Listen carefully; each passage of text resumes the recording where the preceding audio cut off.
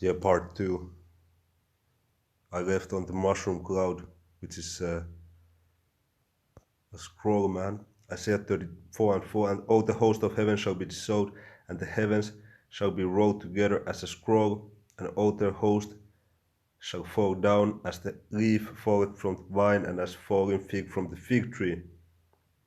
Okay, heavens rolling together as a scroll is talking about the mushroom cloud. Okay, Revelation 6:14, and the heaven departed as a scroll when it is rolled together, and every mountain and island were moved out of their places. Why? Because of the missiles, man.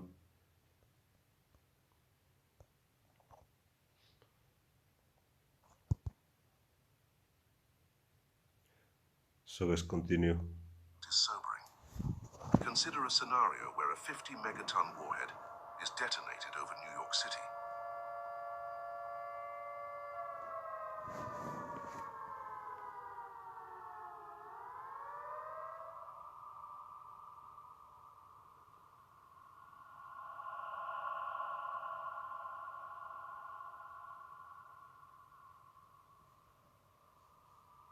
The immediate fireball would engulf an area with a radius of over 5 kilometers or over 3 miles, vaporizing everything within 83 square kilometers or 32 square miles. The intense blast wave would cause heavy destruction up to 26 kilometers or 16 miles away, leveling buildings and structures in more than 2,000 square kilometers or close to 800 square miles. Third-degree burns could be inflicted on people up to 60 kilometers or 37 miles away, covering an area of close to 11,000 square kilometers or over 4,200 square miles. The human toll would be unimaginable. Estimated fatalities could exceed 7 million people, with over 6 million more injured. And this is just from a single RS-28 Sarmat missile, assuming the theoretical payload of 50 megatons of TNT. To put this into perspective, when the 50 megaton Tsar bomber was detonated in 1961, the flash was visible as far away as Norway, over 1,000 kilometers from the test site. Similarly, a 50 megaton explosion over New York City would be visible with the naked eye all the way to Columbia, South Carolina, nearly 1,000 kilometers away. But what does all this mean for us today?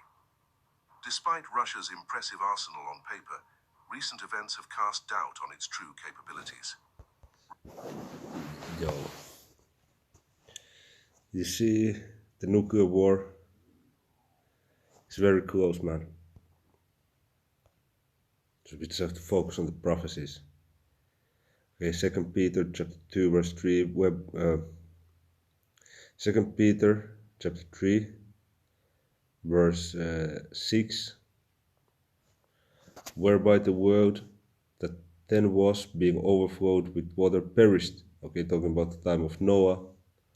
Okay, and you see, even as today, the people, they are eating and drinking, marrying and giving to marriage.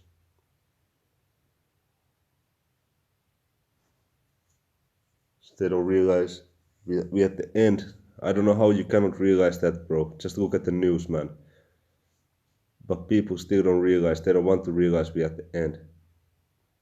Matthew 24 and 35, heaven and earth shall pass away, you see, but my words shall not pass away. So this truth is eternal.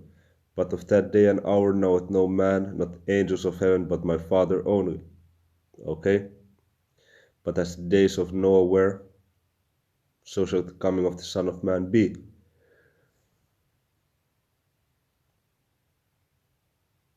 For as in the days that were before the flood, they were eating and drinking, marrying and giving in marriage until the day that Noah entered into the ark, and knew not until the flood came and took them all away.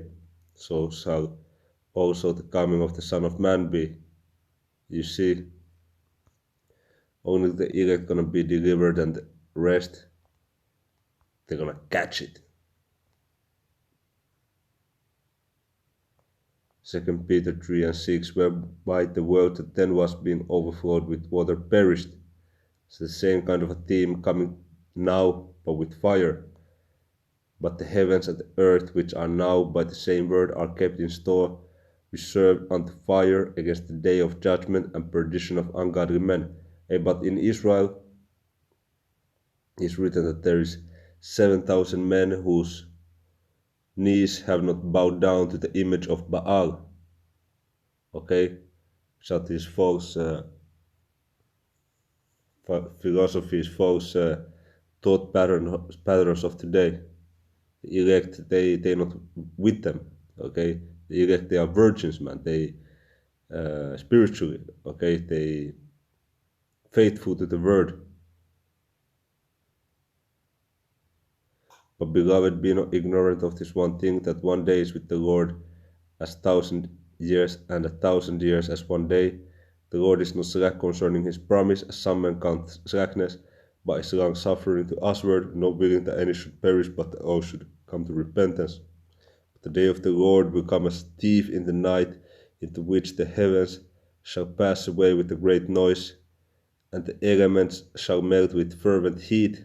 The earth also and the works that are therein shall be burned up, as we saw in the video, man. And not only those missiles, but also, Yahushua gonna bring fire with the chariots, okay, the laser beams, you see, the UFO spaceships, angels of the Lord, all of this stuff, man, it's gonna happen. Seeing then that all these things shall be dissolved, what manner of persons ought it to be in all holy conversation and godliness, looking for and hastening unto the coming of the day of the Most High, wherein the heavens being on fire shall be dissolved, and the elements shall melt with fervent heat. Nevertheless, we, according to his promise, look for new heavens, meaning refreshed heavens, and a refreshed earth, wherein dwelleth righteousness. And you see, the Christians, they don't know what they're waiting for. Amos 5:18, woe unto you that desire the day of the Lord.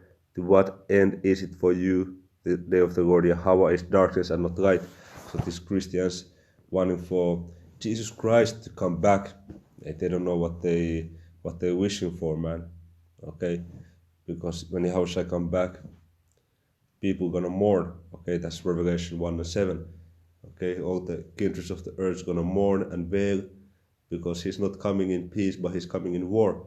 Okay, that's Isaiah 47. Okay, that's Isaiah 63. That's Isaiah 66. See, Hosea is coming back in war, man. And the only ones gonna receive mercy are the elect of the Hebrew Israelites.